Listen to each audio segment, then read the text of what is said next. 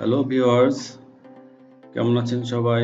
আশা করি সবাই ভালো আছেন। আজকে নতুন একটি এপিসোডে আপনাদেরকে স্বাগত জানাচ্ছি।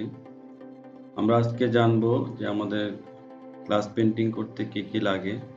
তো প্রথমে আমরা একটি গ্লাস ফ্রেম এবং একটি ডিজাইন সিলেক্ট করে নিয়েছি ডিজাইন করার জন্য, এবং পরবর্তীতে আমাদের প্রয়োজন হবে গ্লাস পেইন্টিং এর জন্য নির্ধারিত একটি কালার। এটি একসাথে একটি বক্সে পাওয়া যায়। এখানে 6টি কালার থাকে এবং একটি সলভেন্ট থাকে।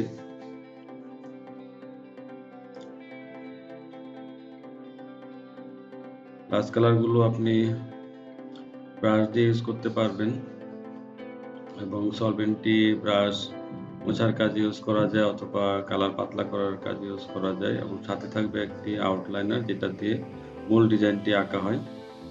আর গ্লাস কিটের ভিতরে একটি ক্যাপ থাকবে আলাদাভাবে। সেই ক্যাপটি আপনি ফটোর যে ক্যাপটি থাকে সেটি খুললে আলাদাভাবে লাগিয়ে নিতে পারেন, এবং ড্রপারের মতো ইউজ করা যায়।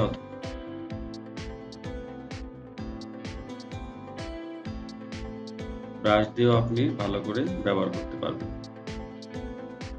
এটি হচ্ছে একটি গ্লাস লাইনার, এটি আলাদাভাবে কিনতে পাওয়া যায়।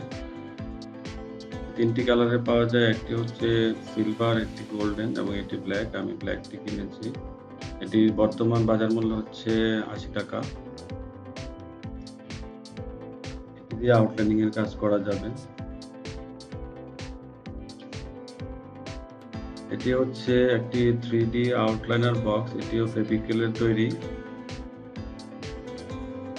এখানে 10টি আউটলাইনার থাকে।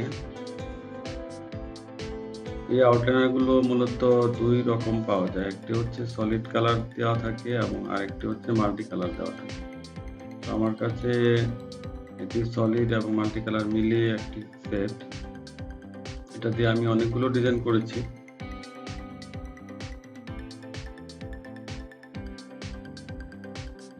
এটা খুবই সুন্দর এবং চমৎকার। ডিজাইন করার পর গ্লিটার ইফেক্ট পাওয়া যায়।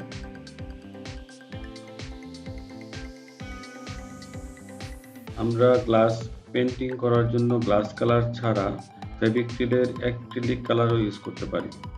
অ্যাক্রিলিক কালারের এই বক্সটিতে 10টি কন্টেনার থাকে,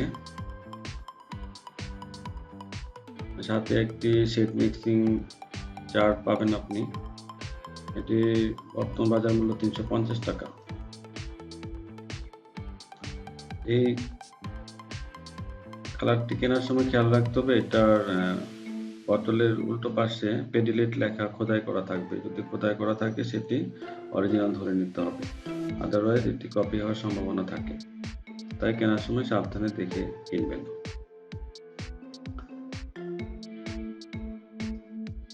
আমার হাতে এখন যেটি দেখতে পাচ্ছেন এটি হচ্ছে ফেভিক্রিলেরই একটি মোল্ডিড বলা হয় এটাকে। এটা দিয়েও 3D আউটলাইন করা যায়। এটা অনেকটা ক্লের মতো, যেখানে ভিতরে 2টি প্যাকেট দেওয়া থাকবে, একটি সাদা এবং একটি কালো। এখান থেকে নির্দিষ্ট পরিমাণ কেটে নিয়ে আমরা মিশিয়ে আউটলাইনিং তৈরি করতে পারি।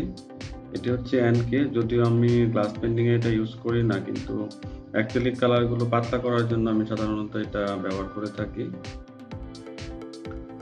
এটি হচ্ছে আপসান। এখানে 2 ধরনের আপসান রয়েছে, একটি গোল্ডেন এবং সিলভার, যেটি আমরা ফেভিক্রিল মোল্ডিডকে রঙিন করার জন্য আমরা ব্যবহার করব। আমাদের পরবর্তী ভিডিওতে আমি দেখাবো মোল্ডিডের ব্যবহার। মোটামুটি আপনি আজকে আমি যে সাপ্লাইগুলোর কথা বললাম সেগুলি নিয়ে গ্লাস পেইন্টিং শুরু করতে পারেন। সাথে 2টি ব্রাশ লাগবে আপনার, যেগুলো আপনি তুলি হিসাবে রং করার সময় ব্যবহার করতে পারবেন। আশা করি ভিডিওটি আপনাদের ভালো লেগেছে। আপনাদের জন্য রইল অনেক অনেক শুভকামনা। ধন্যবাদ।